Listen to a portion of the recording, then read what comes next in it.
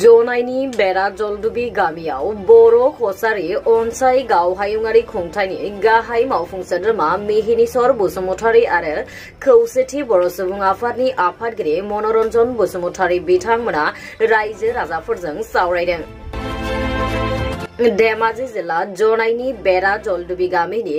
बाथौ थानसालियाव बेरा जलदुबि गामिनि रायजो राजाफोरखौ लानानै धेमाजि जिल्ला खौसेथि बर' सुबुं आफादनि गाहाय नेहाथारि अशोक दैमारिनि दैदेननायाव गामिनि जेंनाफोरखौ लानानै बर' कसारि अनसाइ गाव हायुङारि खुंथायनि गाहाय मावफुं सोद्रोमा मिहिनीश्वर बसुमतारी आरो खौसेथि बर' सुबुं आफादनि आफादगिरि मनरन्जन बसुमतारी बिथांमोना रायजो राजाफोरजों सावरायदों। बे सावरायमेलाव जनाइ आइटिटिपि बर्डनि मासिगिरि फैलाव मोसाहारि, जनाइ दखरा खौसेथि बर' सुबुं आफादनि दैदेनगिरि आरो रायजो राजा बिथांमोना बाहागो लायो। दिनैनि जोंनि दावबायबोनाय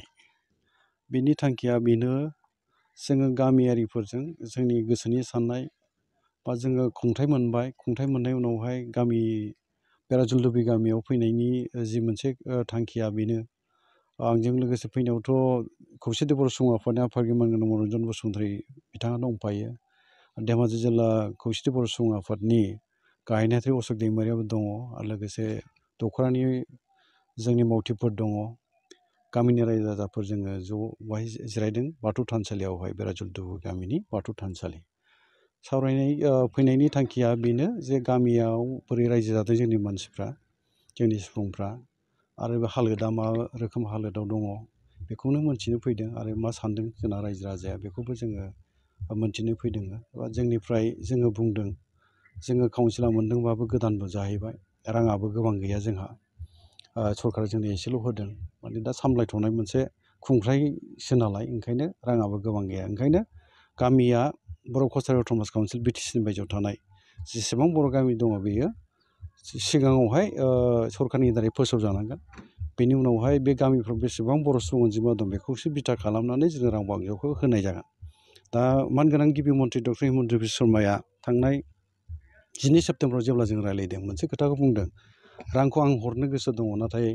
माखौ आङो बिथा खालामनो नोंसोरनो रां हरनो, गामिया दाबो फोसावजायाखै। दा बे बाथ्रायाव जेला रायज्लायदों बिथाङा गावनो बुंदोंमोन जे जाय गामिफ्रा जेंना जेथो गैला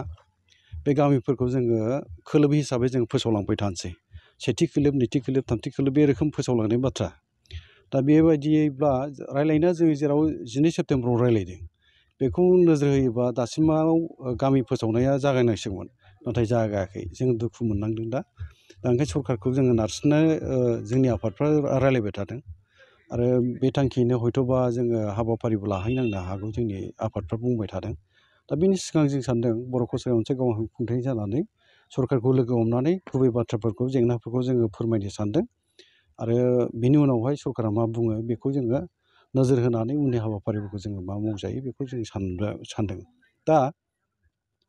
गामियाव हाबफैदों होननानै बेरा जलदुबियाव मोननैसो जेंनानि सायाव जोङो रायज्लायबाय, रोखाबो जाबाय। उननि रां बावजाजों मा मावनो हायो बेखौ जोङो रायजो राजानो खोन्थाबाय आरो गामिनिफ्रायबो बाथ्राफोरखौ जेरावहाय बुंदों, फोरमायदों, खालि फोरमायनानै थाबानो जानाय नङा, जोंजोंहाय बा आफादफोरजों, माहारि आफादफोरजों बावहाय लोगो लाफानानै खामानि मावनायनि थाखाय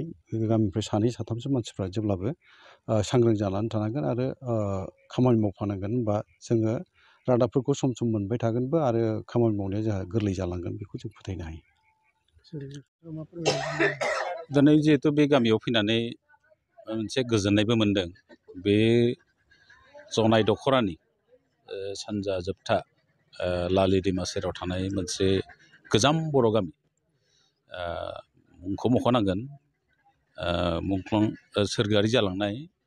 मालसिं गाम्बुरा होननाय बेयाव सासे एसे मुंदांखा सासे सुबुं दंमोन। बेनो बिथाङा बे गामिखौ 1972 मायथाइयाव बे गामिखौ गायसनदोंमोन। गिबि गिबिथ' थासारिफ्रा मोजांमोन, नाथाय गेजेर ससेयाव जिथु दैबाना, बे दैबानाया बे गामिखौ खोब नोरजिया खालामदों आरो दा एसे गोजोननाय मोनदों दिनै एसे मिथिनानै। दा बोसोरनैसो दैबानाया गैया जादों, मानोना आसाम सोरखारनि जिथु बान्दो खोग्रा बिफान, दैमा सेराव बान्दो खोनायखाय थारमाने गामियाव बोसोरनैसो दै हाबाखै दा थासारिया एसे मोजां जादोंब्लाबो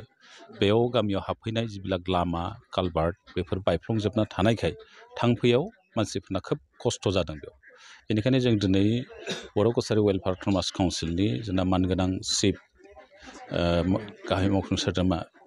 मिहिनेश्वर बसुमतारिजों लोगोसे जों खौसेथि बर' सुबुं आफाद आरो जोंनि जिल्लानि आफाद आरो गुबुन गुबुन आफादफोर रायजो राजाजों जों मोनसे सावरायनाय जायो आरो बेयाव काउन्सिलनिफ्राय रां बावजाया एसेब्लाबो बे गामियाव जिथु गोनांथार खामानि जि खामानिया गोनांथार बे खामानिफोरखौ लासै लासैनो फारि फारि मावलांनो होननानै बिथाङा मोनसे बाथ्रा होननायखाय जों काउन्सिलसिम बिथांनिसिम गोजोननाय बावदों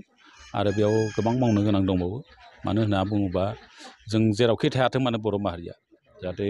जों गेरेमसा आरो गोजोरै जों थानो हायो दिदोमथिया जोंना थायो बेयावनो जाहाथे जों जुग जुग हमनानै रायजो जालांनो हायो बेनि बेबस्थाफोरखौ जों साननांगोन आरो रांखान्थि बिथिङाव जों एसे